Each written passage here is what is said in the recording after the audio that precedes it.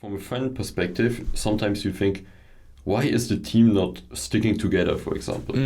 Why don't they just keep the team? Why don't they... I mean, they were successful, and we had the same after Madrid, Why don't they just keep the players? And I mean, it's so one-sided thinking, because fans think, oh yeah, but the team could just keep the players. But did you ask the players if they want to stay? Did you ask the players if they want to go somewhere else, maybe, or if they believe they have a better chance of winning somewhere else?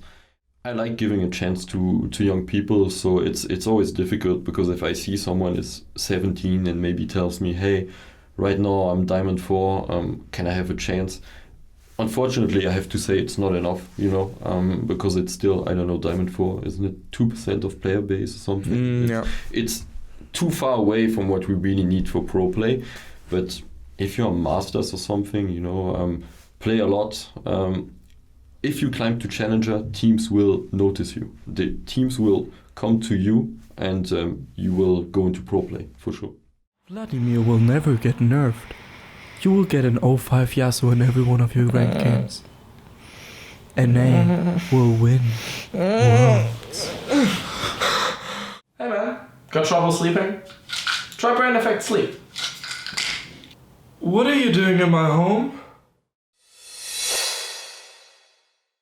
Hello everyone, this is Darius from the Shotcaller, joined here by Nicolas, the manager of Schalke 04, who's going to join us here on the 4th episode of Pick Your Esports Brain and explain a little bit how the off-season goes for LEC teams, because I think this is an area that is very fascinating. Obviously, a lot of fans always speculate, but it's not an area that has been highlighted a lot in the past, and that a lot of knowledge is out there.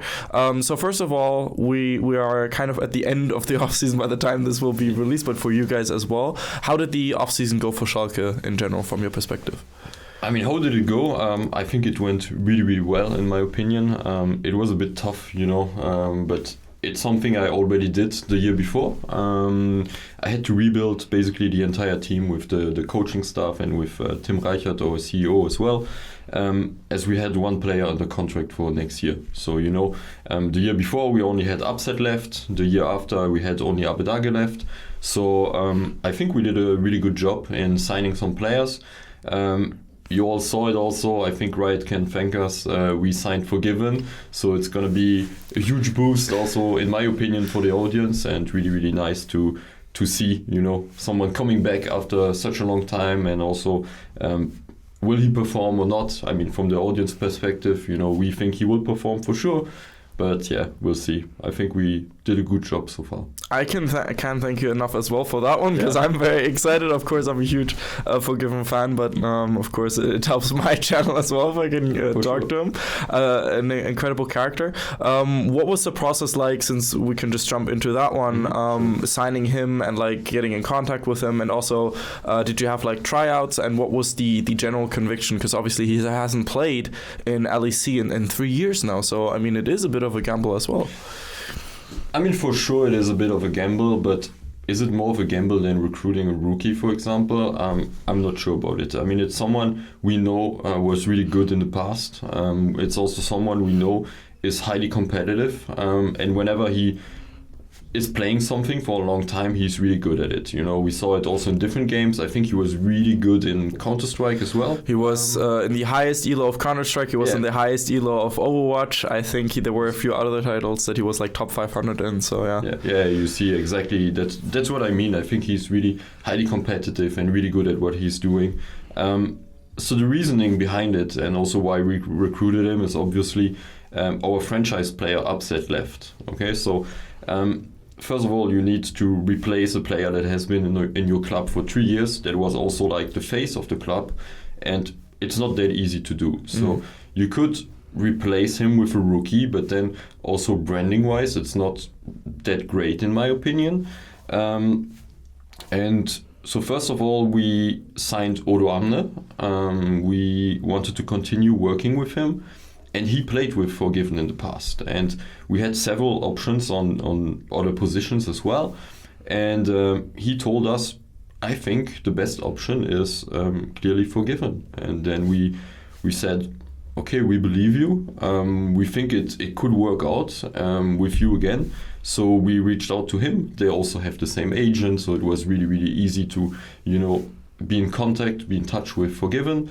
And yeah, in the end, we just recruited him after a few talks, and we think it's a good fit. Very interesting. So you mentioned how you had to, or they had the same agent, and that made things easier. From a team perspective, what is like the exact process of saying, okay, of signing a player effectively? So first of all, I would assume, based on what I know, you and Tim Reichert and Dylan Falco, the coach, would put together a list of players for each position, and then you reach out, or do you already try to get tryouts in, or what's the process like?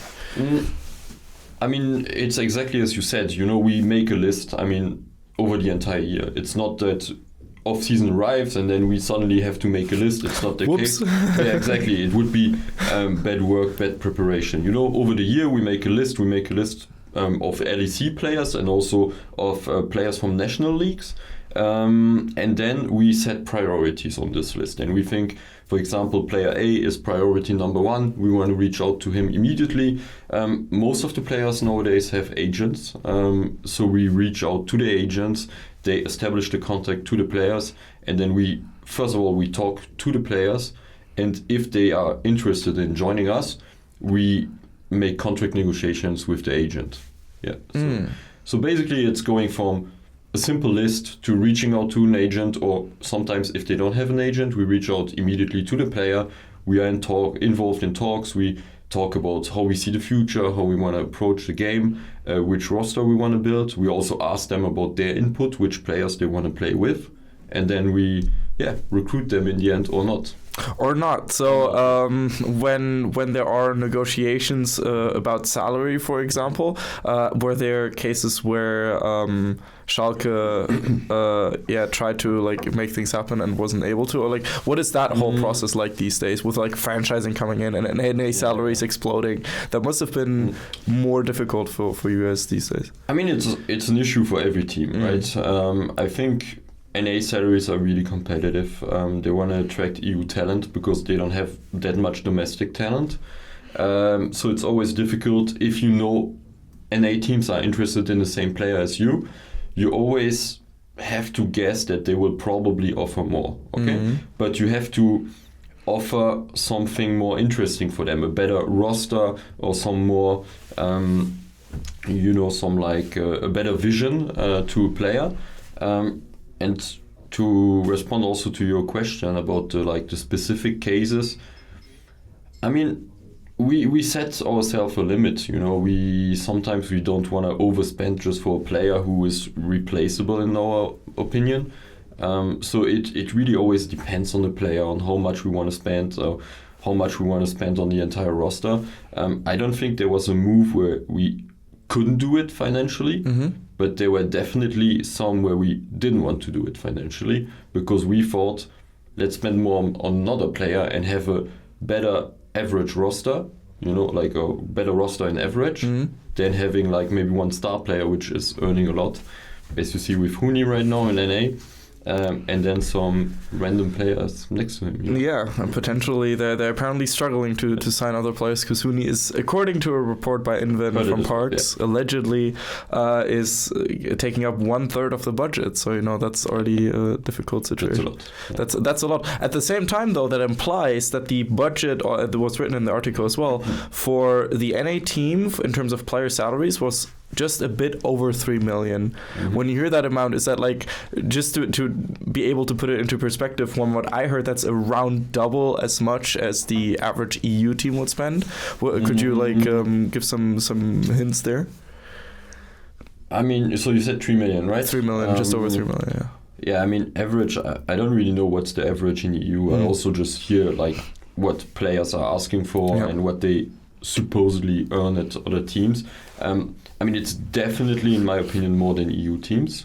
But yeah, if you're a bad region and you need to attract players that way, I mean, that's how you do it. You have to spend more. And yeah, I mean, they do whatever they want. If they have the money, if they are backed by investments or stuff like that, they can do it.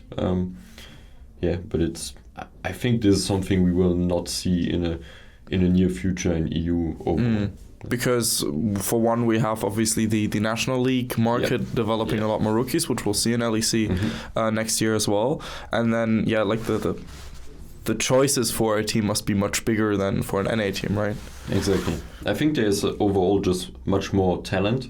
There's much more solo queue talent. There's much more talent coming from national leagues. And I think that's also a reason why I'm not afraid of the future of EU, to be honest. I think there's always upcoming talent. I mean, you saw it. Someone like Jizuke, in my opinion, which is a really, really good mid laner, doesn't have a team yet. So I think there are always players left. It was the same also last year when Maurice, so amazing, had no team and we brought him back to Schalke and went to finals with him. There are always good players left. And I mean, there's just enough space for like 5 players in each team, and there are 10 different teams. So it's the 50 players, and after that it's a cutoff. I mean, maybe you can like come in as a substitute or have like a 10-man roster and that kind of stuff, but usually it's the starting players. To be honest, I'm not a huge fan of substitutes because the substitutes in the long term, they always want to compete for the main spot. I think it's not really, really healthy. I mean, coaches see it differently, but I'm not a huge fan of 10-man rosters or substitutes. I like having 5-man rosters. I like giving them our full trust, and then this is the way we go into the season. Interesting. So what chances, so to speak, do your academy players have then? Are they kind of like, okay, we need to win German League and then EU Masters and that's the goal, or? No, not necessarily. I mean, we don't know yet. For example, I can tell you freely, about it. We don't know yet about the jungler position, for example. We have several options, and we have Lurox in Academy who is performing really, really well. We didn't even qualify for EU Masters for several reasons. We didn't win anything yet. I hope in a few weeks we're going to win the ESLM, but unfortunately we lost 2-1 to Big in Premier Tour, so we won't make Premier Tour finals. And still we will give Lurox a shot. So it doesn't mean you have to win everything on national level to be really good or to get a shot at Schalke. And I think this is also what makes us, quite special. We have both teams in Berlin, so academy team can profit from like watching LEC scrims. They can discuss everything with LEC players. They can also discuss everything with Dylan and the coaching staff. And I think they get a shot quite quickly if someone maybe is not performing, or also if a position needs to be filled. Okay, interesting. That's good to know. Of course, I think that's pretty much the correct way to approach academy in that sense. We already spoke about the process of signing Forgiven. I guess we can openly talk about it now as well. The signing of Dreams. What was that process like for you guys? I mean, actually, it was a bit different because he got offered to us, I don't want to go too much into details because, it involves another team, SK. But he was offered to us, and for us it was like a perfect option. We had a talk with Dreams. I really like his personality. I mean, obviously he's Korean, but his English is perfect, really, really perfect. And it was just a perfect fit for us. So I think it was really fast with Dreams. We had a few talks and then we immediately signed him before signing Forgiven. Interesting. So Forgiven, but then Forgiven knew that he was going to play with Dreams. And did you talk with him about that specifically? Because I imagine, bot lane synergy is really important. Yeah, exactly. I mean, we told him who the support is that we signed. And then, it was up to him. And he thinks it's a good fit as well. I know they talk to each other every day, so I think it will work out. I think they have both of a, let's say, aggressive play style, and this is what we need, in my opinion. For sure, and I think that's very interesting. Have they played scrims together yet, or like solo queue? No, solo queue. To be honest, I don't know yet because Dreams is still in Korea. Okay. So I think they didn't. Maybe past season they played some solo queue games together, but it was more randomly because they were in the same game, but we're gonna start scrimming soon. I mean, really soon, also to make the tryout. And in this case, they will play together. Yeah. Very interesting. So obviously, the last position that needs to be filled is jungle. Given that the team likely has multiple options now, how do you approach that kind of situation where you have, like, say, 3 players and you want to test them out? But for example, a scrim can also happen where, you know, the mid laner or the bot laner or the top laner just ints happens. For sure. And so how do you properly assess the jungler then? That must be difficult. I mean, it's good that you talk about it because it's quite difficult. But we don't approach, you know, it that way that we just look at the skill. Yeah. We also look at communication and how he just fits into the team. You know, it can be our academy jungler Rurox, it can be another option. We're gonna give them all a few days to try them out. So maybe there will be a game where the jungler ints, so there will be a game where someone else is inting. But I think overall we gonna have a good assessment of who's better and who's a better fit for the team. Right. So maybe, sorry to interrupt, but maybe we won't even go for the better solo queue jungler, for example. But we will maybe go for even, let's say, maybe even for the weakest one in solo queue, but the one which is the best fit for the team. Because just a reminder, I think solo queue, in my opinion, is like a criteria, but I also think it's overrated in the sense that we made finals in Madrid with Maurice that was stuck in Diamond 1 at that point, you know. And I mean, how many people are high challenger and never made it to finals? It's fair, and Maurice was a huge part in that as well, and played definitely. really well in finals. So it goes to show that a leader, especially in the jungle position, I would assume, exactly. A leader or a perfect fit in that position that can give the right shot calling and everything can be crucial. So let's say you have a jungler that is really, really good at communicating. In the past, when I would listen to analysts speak, they would oftentimes say, you know, you can teach someone to have a brain, but you can't teach someone to have hands, which, you know, reflects into you can teach someone the game and how to shotgun and all that kind of stuff, but you can't teach someone mechanics. So those would always argue for the more mechanically better jungler. How would you reply to that? I mean, as I replied to the thing before, I would say, on the one hand, you know, it's a bit of a mix of both. I mean, sure, you can have someone who is mechanically gifted, you know, or a really, really good jungler, but in the end, it's like, does he want to learn or not, you know?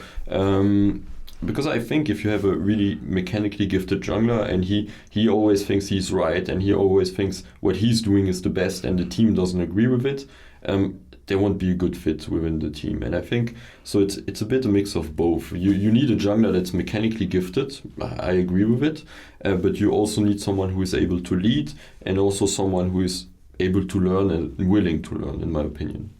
Very fair. So when the jungler will be decided, will the other players have an impact on that decision as well? Sure, for sure. I mean, this is why we are doing the tryouts, basically. It's not just the staff deciding, because I mean, we could take the decision right now if we wanted to, but we want to get the input of the players. I think it's the best way to do it. If you are not 100% sure right now who's the better fit for the team, I think it would be bad if we didn't do tryouts. I think, that's the best way to do it, in my opinion. You know, some people will disagree. No, but I completely agree. But I do find it interesting that, you know, in traditional sports, in football, where we both come from originally, it's the other way. You know, like players just get signed based on the talks they had with coaches, but they don't usually train that often with the team. You know, I mean, on one hand, that's correct. But if you're like unproven player, you also have to go through training, you know, like test training.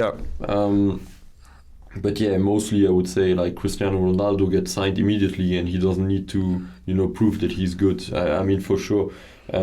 But it's a different approach, I think it's the best approach for us. Was there any input from the traditional Schalke management side of things when it came to these things, signing players, how to approach it, all that kind of stuff? Or did you guys just figure it out for the esports scene? No, I think that's something, you know, I came into Schalke 2 years ago. So I wasn't there at the very beginning of Schalke esports. So it's a bit tough for me to answer this question because I just don't know. I think there was some input, but mostly with Tim Reichert, who is also coming from esports. He already knew how it's working in esports, and he didn't need the input from traditional Schalke for Schalke esports. Right. Okay. Fair. And so yeah, when in the past off seasons, and now this off season, all this knowledge combined, were there any things that you learned that surprised you coming in from a outsider position and now knowing the ins of the team? Yeah, definitely. And I mean, from a friend perspective, sometimes you think, why is the team not sticking together, for example? Why don't they just keep the team? Why don't they? I mean, they were successful, and we had the same after Madrid. Why don't they just keep the players? And I mean, it's so one-sided thinking, because fans think, oh yeah, but the team could just keep the players. But did you ask the players if they want to stay? Did you ask the players if they want to go somewhere else, maybe, or if they believe they have a better chance of winning somewhere else? Did you ask them also about their salary expectations? Maybe they think somewhere else they can have more, which is totally fair, So this really surprised me, because I was also a fan myself before going into esports, and sometimes I didn't understand, some roster decisions and stuff.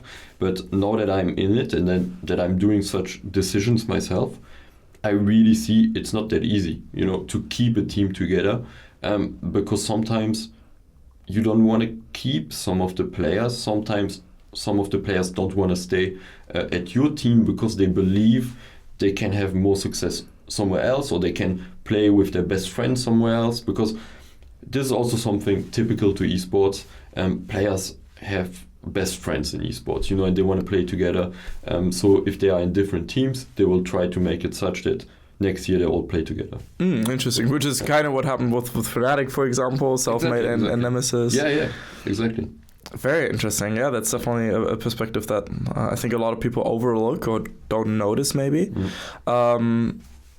Yeah. So, after Madrid, I mean, we were second. Yeah. I mean, we still missed Worlds, which was our objective. And then people were criticizing, why are you rebuilding an entire team? But we had one player signed still, so it's not that we just could keep the 4 others hostage and say, hey, you play another year for us. It's not that way. And yeah, this year it's happening again. We were 4th, according to the Schalke name, 04. 4th place twice in a row. We just missed out on Worlds in the finals of Gauntlet. And I'm pretty sure I'm confident to say we can do it once again, go to maybe a finals, go maybe to Gauntlet, and also finally go to Worlds. Of course, that's a big goal. Yeah. I recently read an interesting comment on Reddit, which sounds... Reddit, okay. Yeah, and it was in regards to the Cloud9 situation, because, I mean, that roster also broke up pretty heavily now. I mean, Licorice and Niski are staying, but they are getting a new jungler, they're getting a new AD carry and a new support. So, huge changes to that roster, and a team that, went to Worlds and played finals before and that kind of stuff. And the interesting part of the comment was saying that basically after it was the correct decision, which is against the popular opinion right now, and that players and teams usually reach their peak after their first year. So just ask that unit. And so then I went on and asked multiple analysts and coaches, even of in very successful teams, and they funnily enough all agreed. And then 2 days later, one of them messages me and says, by the way, I'm currently reading this book by Guardiola, and Guardiola, literally one of the greatest coaches of all time, says the same thing, that you in your first year with a player, you get 85 to 90% out of that player. So if what you get there in your first year is not satisfying, or you don't see still the upper echelons, then you shouldn't be bothered continue playing with that player. It's always important to mix things up and get new people in. What's your perspective on that? I mean, there are lots of examples also from traditional sports where it really happens. Liverpool, winning the Champions League after they lost the year before, I think. Yeah, right? They lost before the finals. Also Bayern Munich, who lost against Chelsea at home, and they went on to winning next year. Yeah. I think it can be true. Maybe that's also a reason why many teams never make it further than they were the year before, because they make constant changes.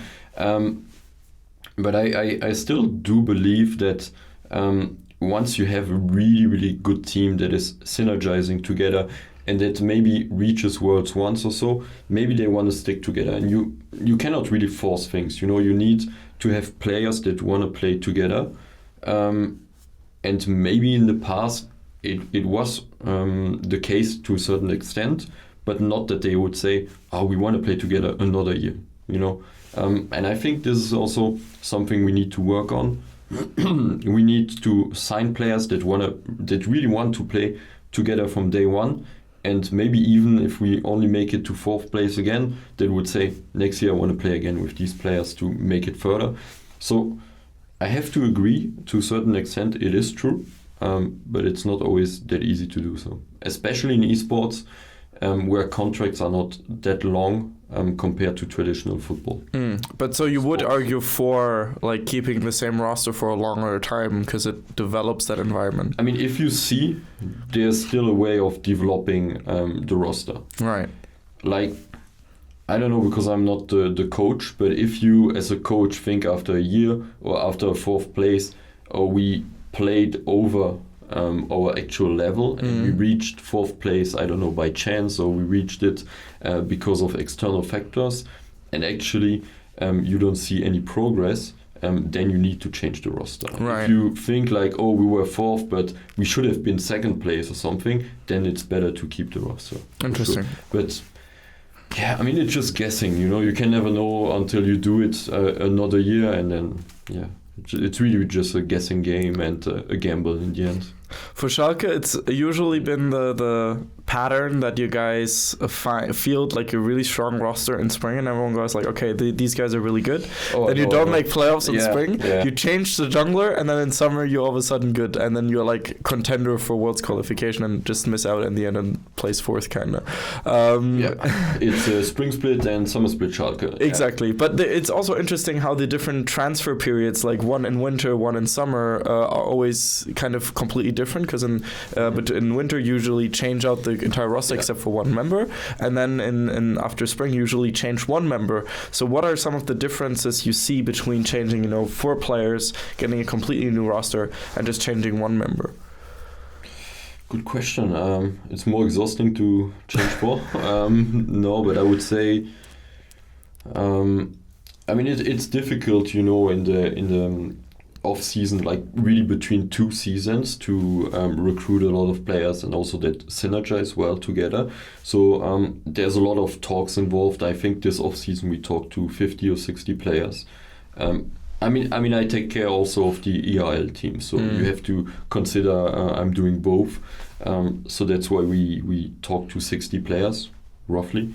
So there was a lot of talks involved. It was really stressful, and then we see if there's really a synergy as we expected it to be, And I mean, it's not that we missed out on playoffs like by being last place. I think 2 times we were 7th place.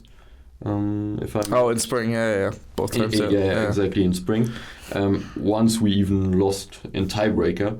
So it was really close to being to playoffs, but we felt like we needed a change, And I think jungle position is really the position which is subject to a change, or most likely to being subject to change, simply because he can influence the different lanes. And I mean, with Pride Stalker, for example, we saw he was sort of a rookie and he just didn't fit and didn't synergize with the team.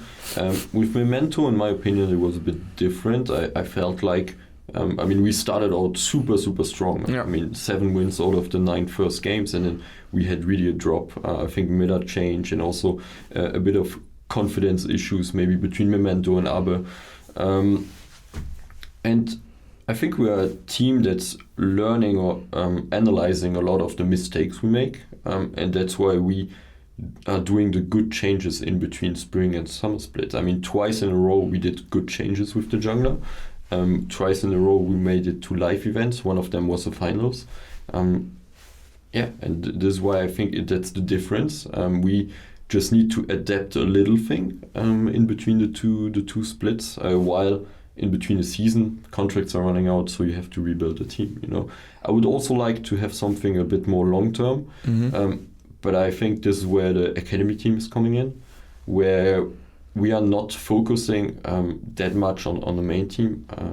Doesn't mean we are signing random players or whatever, but it means we are also focusing on having super talented players in academy, which we can, form to a unit and then in the long run also maybe promote to the LEC.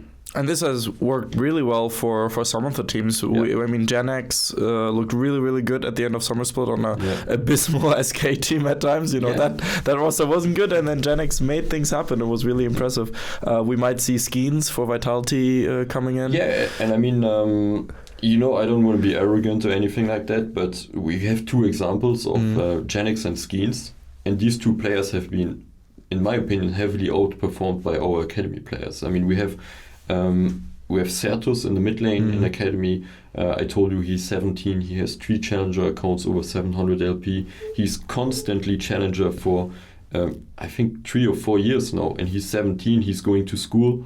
I think it's the next big talent in the mid lane in Europe. We have Lurox, who had to make tryouts actually against Skeens, and who performed so much better than Skeens. As you said before, in scrims it can happen. Someone is inting, has a bad day. It can always happen, but we only have tryouts to base our opinion on. Lurox was doing so much better, and I think he's performing super well with Certus. So in the long run, I think you can expect both of them in the LEC. That's very exciting for sure. Yeah. Good to know that. I find it interesting how there's like this break happening, and you mentioned Jizuka potentially not finding a team because Milica is like linked with Vitality and that kind of stuff, and like in general a lot of ERL players from Vodafone Giants, from Big, are even Mouse Sports and stuff are coming coming into the league, and so like this mindset of signing the same old players or signing veterans has kind of shifted now in EU. What is your team perspective on that? Yeah, I think it's due to franchise. Simply, right. You're not at risk of being relegated anymore. You don't have to prove yourself also by being in a promotion tournament or stuff like this. And I think it's really good because you can take more risks. You can give a chance to rookies.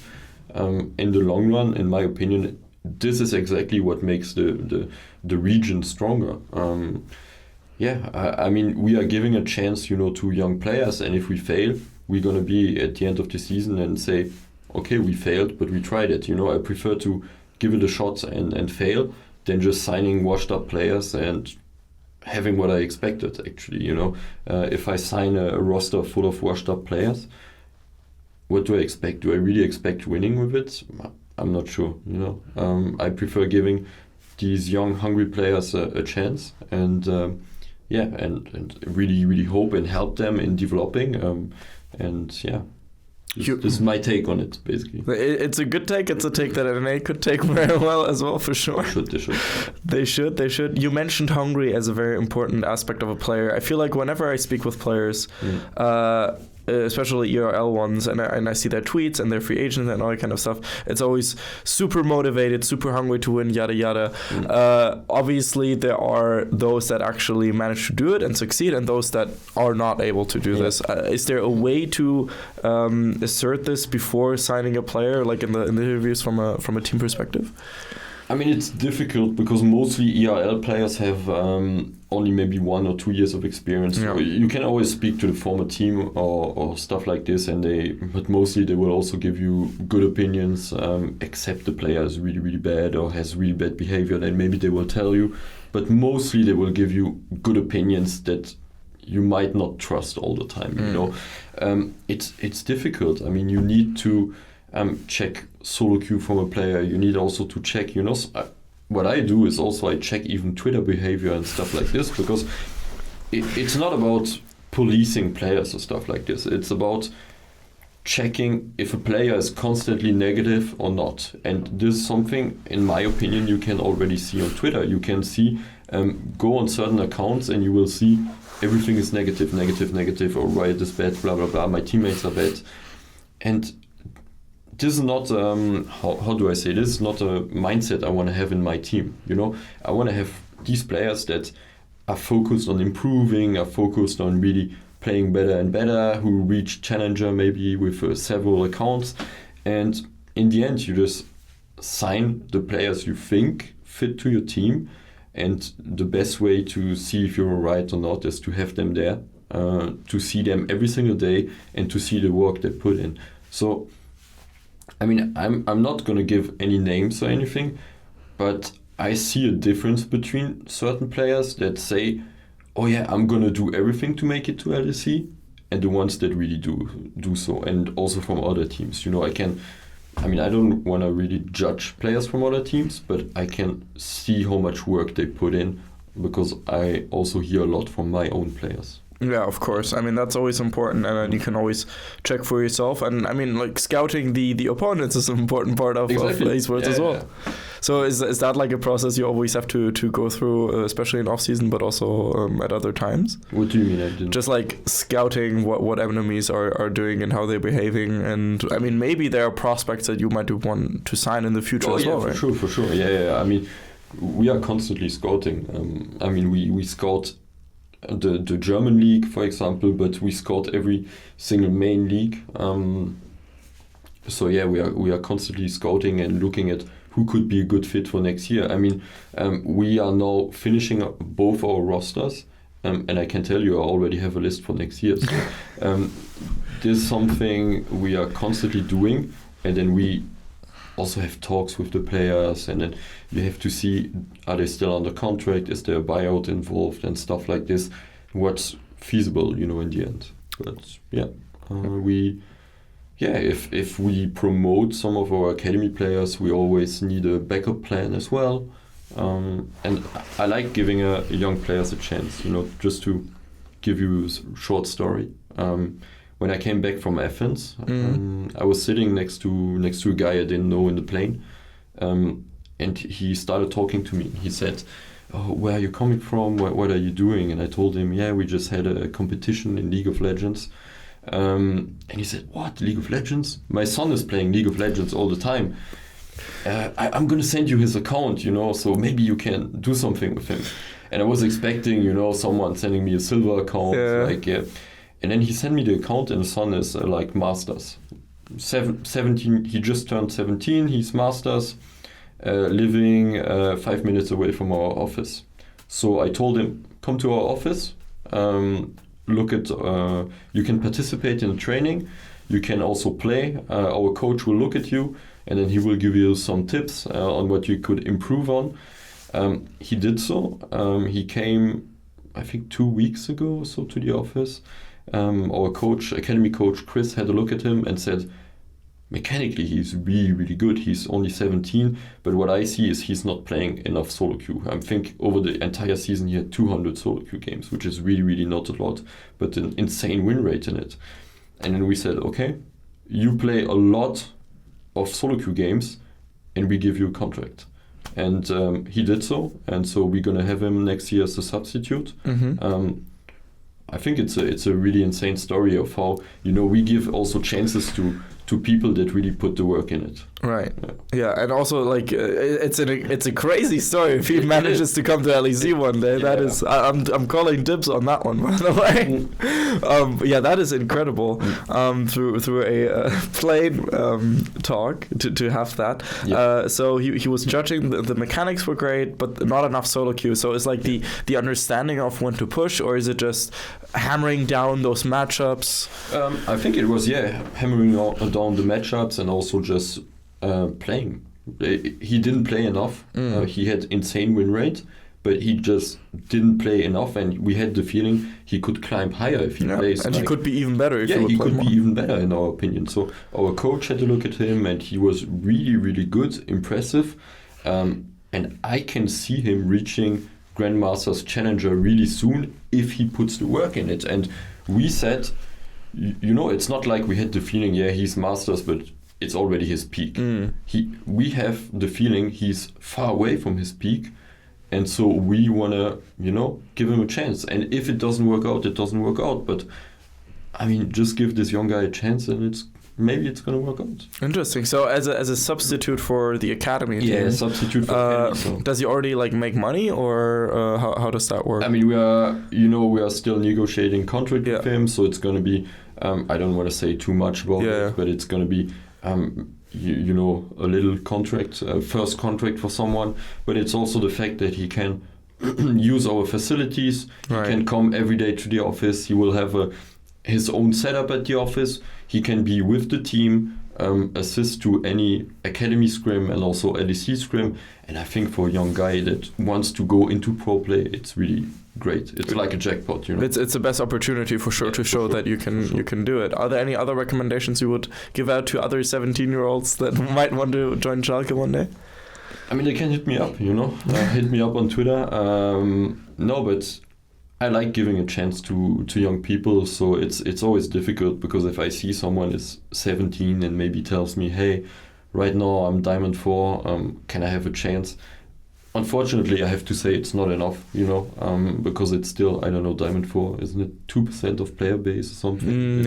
It's too far away from what we really need for pro play. But if you're a Masters or something, play a lot.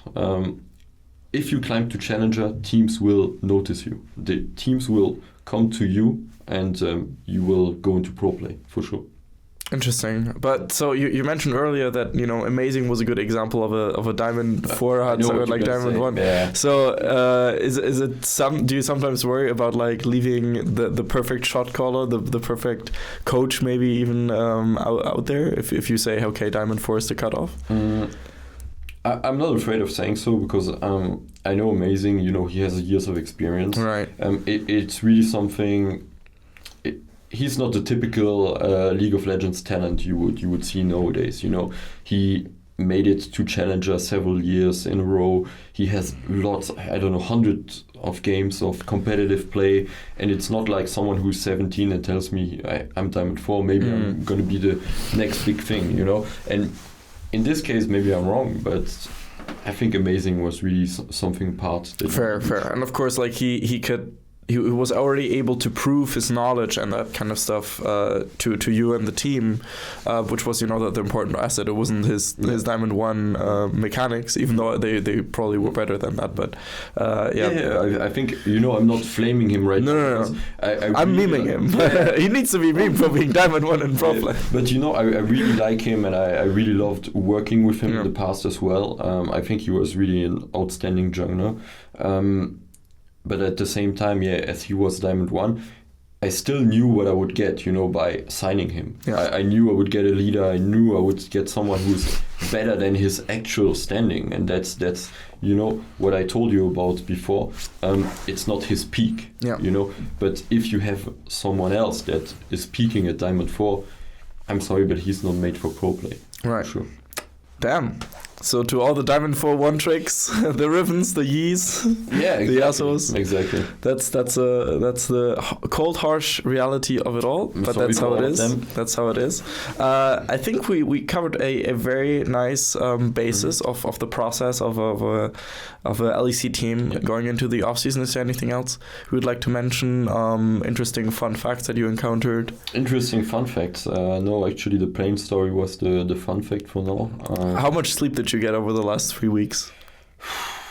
Not so much, but I had a lot before. Okay. As you know, I was injured and at the hospital, so I had a lot of sleep before, and I had time to catch up on sleep. Okay. So I was full of energy during off season, and I'm going on vacation soon, so it's fine. Then it's gonna be all good once the team is there. Once I can tell Dylan, hey Dylan, team's there, I'm going on vacation, goodbye. I'm coming back when it's summer split Schalke. Really? No, I'm joking. Would have been a very nice long vacation. I mean, would be too long. Wait. Yeah, but I mean, you would come back at the right time for Schalke. Yeah, for sure. I will come back end of December. It's short vacation, okay. Really quickly, and then I come back before we hit the rift. Goals for Schalke in spring? Make playoffs this time? Yeah, I would say so. Don't change the jungler. Something like that. I just hope it works out. And I mean, we took the gamble with Forgiven because we believe in him. We believe in the rest of the team. We think they can perform really, really well. And making playoffs. I would like to make a live event, to be honest. At least once a year. It's really nice to see your players on stage. I think they work so hard for it, so it's always a big reward for them. In that case, do you dislike the new system of only having the top 3 teams at live events instead of top 4? No, actually, the new system is much better. I mean, sure, the more teams you have, the higher the chance to go there as well. But I really disliked the old system. For example, in Madrid there was the what was it? Third place game, and you guys to be honest, no one is interested in it, because it's not competitive. You're playing for third place. Maybe it could be interesting if both teams need the points to make it to Worlds, but it's really something that's not so likely to happen. I think it's much better to have semi-finals and finals, so only 3 teams, because both days are competitive in this case. Interesting, because I remember talking with Joey about it. Joey was very much against it because he thought that the system was too stressful on the top competitor teams, and Grab said similar things. But there are coaches, There are coaches, and they think one of the teams, the team which is already set for finals has an advantage. They can watch the other team playing. It's not always the case. We had the advantage in Gauntlet as well. No, but twice, yeah. But what I mean by it is, sure, it is stressful. It's a lot, especially if you make it to semis and then to finals. It is a lot, but what would be better? I don't see any better solution. That's the thing, Fair. Since you just brought it on, and I do want to cover it just slightly. Summer 2018. I was so set on you guys making Worlds. I think everyone was set on Schalke making Worlds, and then making it. You guys making it through the Gauntlet. Basically. Yeah. So obviously, so for context, Vitality ended up going as the second seed through points. By winning against Misfits, which were just coming out of a horrible spring split and then kind of okay in summer. And you guys had beat Vitality in the playoffs process. You guys were then in the finals against Fnatic. G2 were out at that time. I think they lost to Misfits. And so you guys beat Vitality. You were the better team than Vitality. You have to play Fnatic in the finals. By then, 2018 Fnatic, by far the best team that year. You guys win game 1 and then lose the following 3 games against SOAS in Madrid, 3-1. Unfortunate, but second place still. And most people regarded you guys as the second best team in Europe. Gauntlet run happens. Vitality qualifies through points, surprisingly to everyone, through a 4th and 3rd place finish in spring and summer. And then G2 makes the miracle Gauntlet run, plays all 3 games and wins them all, including against you guys. What kind of went wrong at the end? Because I remember talking to Amazing, and he was like, we were just burnt out after finals and everything. We gave it our all in that finals, and then it didn't happen. What was your... to a certain extent, he's right. It's difficult to say, what exactly went wrong. We just lost in the end. Because, you have to be honest, also we faced a G2, and G2 was... maybe not, for sure not as strong as they are right now, but they were already really, really strong. And this year they made it... the year they beat us, they made it to semifinals, right? Yeah. So we lost to someone who made it to semifinals at Worlds, so it's not that bad.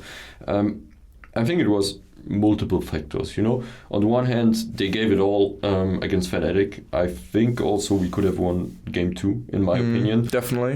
It was really close, and I talked to Dylan now that he's at Schalke. He told us it was really close. Game 1 we won. Game 2 we were ahead, I think. By far, actually. I think 5k or something like that. Really ridiculous upset was getting fed in bot lane. Yeah, we were far ahead, and Dylan said at that point he already thought we would win game 2, actually. And he was like, the mental of my players will go boom if we lose 2 games. If you have to make a reverse sweep, But... I don't remember exactly what happened. I think there was a face check at one point or something like that really turned the game around, and we just lost. It happened. Fnatic was really good at that point as well. They made it to Worlds finals. So, in one split we lost to finalist and semi-finalist of Worlds. Amazing said he was burned out, or maybe we were burned out. It might be true. I think also some of the players were sick simply. I mean, Nuke Dog was playing the gauntlet while being really sick. This affected also the entire gameplay. We couldn't scrim because of it. You know, in the week before Gauntlet, I think then we had, I mean, the first 2 days actually we didn't scrim, and then I think we scrimmed for 3 days or 4 days, something, where we basically lost every single game. It was the worst week of scrims we had in the entire season, I would say. So yeah, the mental was not the best, but this is also something we learned from. You know, I think we were better prepared this year and still lost. It happens. You know, when you're in Gauntlet semifinals or finals, it's 50-50 in the end if you make it or not. So you either make it or you don't. That's a 50-50 exactly. You either win worlds or you don't. 50-50 chance to win worlds. Yeah. I think that's a good mindset to end everything on. Thank you so much, Nicolas, for your time. Make sure to follow him on Twitter. We'll put all the links in the description. Thanks Anything you would like to say to the Schalke fans? Anything, sorry? To the Schalke fans? Thanks for supporting us. I hope you like the team we put together this year, and I hope you can't wait for the comeback of Forgiven. I can't wait for the comeback of Forgiven. Yeah. Hashtag Forgiven comeback in the comments for everyone that watched until the end. You're a true legend. Make sure to follow Nicolas on Twitter. And this was episode 4 of Picking Your Esports Brain, brought to you by Brain Effect, to our sponsor. Thank you so much, and I'll see you guys next time. Bye-bye. Thank you. Bye-bye. So you made it to the end of the video. You know what that means. First of all, I would like to thank our patrons, Krzysztof Bujnovic, Erich Althaus, Lukas Legal, Lazy Raven, and Adam Novosvia. These guys have been with us for over a year, and I can't fathom how important their support was for us over the past year in particular.